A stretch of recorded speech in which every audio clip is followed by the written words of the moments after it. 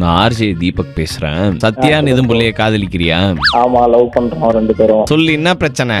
லவ்வுக்குள்ள ஒரு சின்ன சண்டை, அவ்வளவுதான் ப்ரோ. எங்க அந்த புள்ளை கான்ஃபரன்ஸ் போட்டு தயவு செஞ்சு. நீங்கள் அழைக்கும் நபர். ஹலோ அண்ணா. ஏய் முந்திரி மூக்கே, ஓவரா பேசியிருந்த என்னமோ அவன் என்ன விட்டு போயிடுவான். அவன் கேட்டா சாதாரண விஷயம்ன்றான். ஐயோ, என்ன நிஜமா நீங்க தான் பேசுறீங்களா? இல்ல, நான் அண்டர்டேக்கர் அத்தை பையன் பேசுறேன். என்ன பிரச்சனை உனக்கு அவனுக்கும்? நீங்களே கேளுங்க. கடைசியில இந்த நிகழ்ச்சி மாதிரி ஆகிட்டீங்களடா. இன்னைக்கு நம்ம நிகழ்ச்சியில 2 பேர் வந்திருக்காங்க. சொல்லுப்பா தம்பி, உனக்கு என்ன பிரச்சனை? அததான் புரிஞ்சுக்க மாட்டீங்களா? எந்த விஷயத்தையுமே நம்ம ஒரு வேலையில இருக்கிறோம்னா அந்த வேலையை விட்டுட்டு வந்து பேசணும்ன்றா. இனிமே அவனை தயவு செஞ்சு புரிஞ்சுக்கோ. கொசு கிடைச்சா சைடுல போய் சொரிஞ்சுக்கோ. நமக்குள்ள சண்டை வேண்டாமா?